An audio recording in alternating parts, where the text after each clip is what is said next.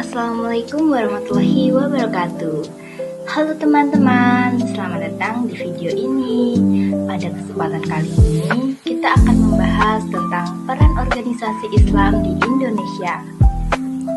Seperti yang kita ketahui, organisasi Islam memiliki kontribusi besar dalam kehidupan masyarakat, mulai dari bidang pendidikan, sosial, dakwah, hingga perjuangan kemerdekaan bangsa. Melalui video ini, kita akan mengenal bagaimana organisasi-organisasi Islam ikut membangun Indonesia serta memberikan manfaat bagi umat dan masyarakat luas. Jadi, simak video ini sampai selesai ya. A. Peran ulama Islam pada masa Perang Kemerdekaan. 1. Turut berjuang secara fisik. Di medan perang melawan penjajah seperti Portugis, Belanda, dan Jepang. Tokoh utama yang terlibat antara lain Fathahillah, Sultan Babullah, Pangeran Diponegoro, Imam Bonjol, dan Habib Abdurrahman. 2. Mendidik dan membina masyarakat melalui pesantren. Mencetak kader-kader pejuang yang kemudian berperan besar dalam perjuangan kemerdekaan.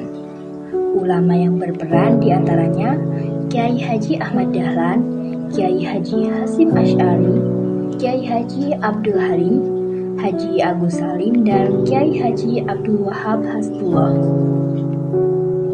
B.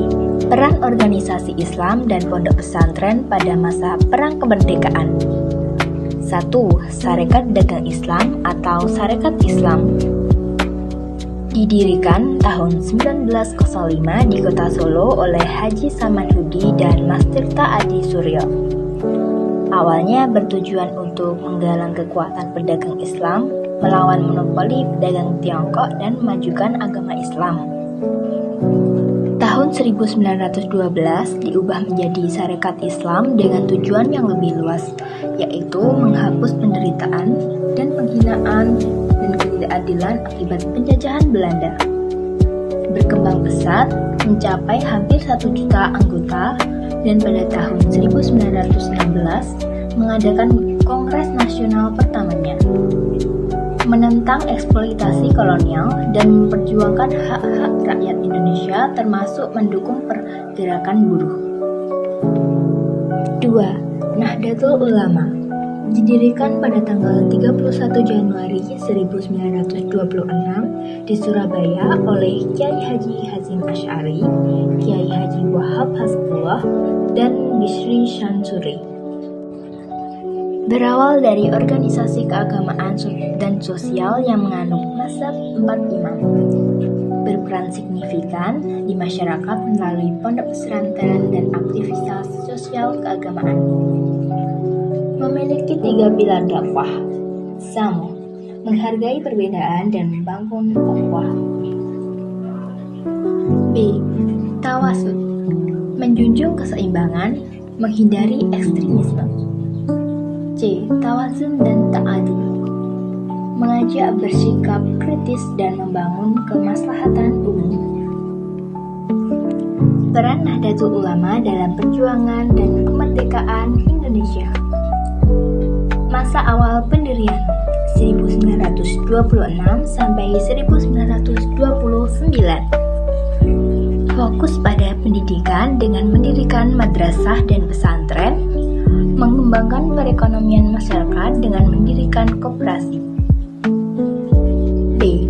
Masa pemerintahan Jepang. Jepang memanfaatkan ulama NU untuk mendapatkan dukungan rakyat. Beberapa tokoh NU dijadikan pengurus, penasihat, dan anggota pembela tanah air.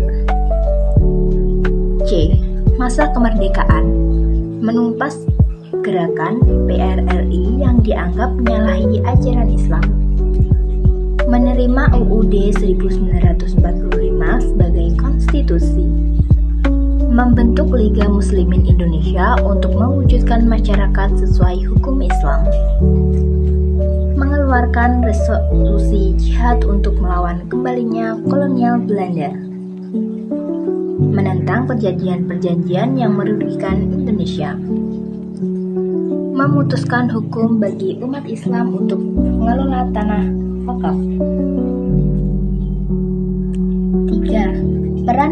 Muhammadiyah dalam sejarah Indonesia. Awal berdiri tahun 1912. Muhammadiyah didirikan pada tanggal 18 November 1912 di Yogyakarta oleh Kyai Haji Ahmad Dahlan. Tujuannya untuk memurnikan ajaran Islam, memajukan pendidikan, dan meningkatkan kesejahteraan masyarakat.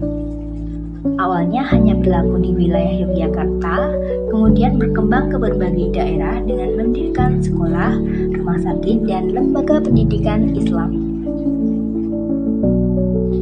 B. Faktor pendorong berdirinya Muhammadiyah. Umat Islam kurang memegang teguh Al-Quran dan Sunnah. Banyaknya sikap fanatisme, konservatisme, dan tradisionalisme yang menghambat kemajuan. Lemahnya pendidikan Islam dalam mencetak kader berkualitas. Tidak adanya persatuan umat Islam. C. Peran Muhammadiyah di awal kemerdekaan.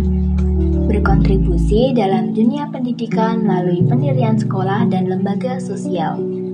Aktif membantu pemerintah dalam mengisi kemerdekaan. Tokoh-tokoh Muhammadiyah seperti I.R. Juanda turut serta dalam pembangunan bangsa. D. Peran Muhammadiyah di era sekarang. Memiliki sekitar 5.000 sekolah dengan lebih dari 1 juta siswa di seluruh Indonesia.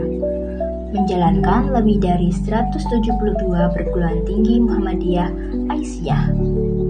Aktif dalam bidang sosial dengan mengoperasikan lebih dari 125 rumah sakit dan ratusan amal usaha lainnya. 4. Persatuan Islam. Didirikan pada tanggal 12 September 1923 di Bandung, Jawa Barat oleh Zamzam dan Muhammad Yunus. Fokus pada kajian agama Islam dan pemurnian ajaran Islam dari paham-paham yang dianggap sesat. Ciri khas, menekankan pembentukan pemahaman dan keagamaan. Tujuan, mendidik, mengajarkan, menyampaikan, membela, dan mempertahankan Islam. Banyak tokoh Persis bergabung dalam partai Masyumi seperti An-Natsir dan Isa Ansari. Persis mendukung keterlibatan politik umat Islam demi penegakan ideologi Islam di masyarakat.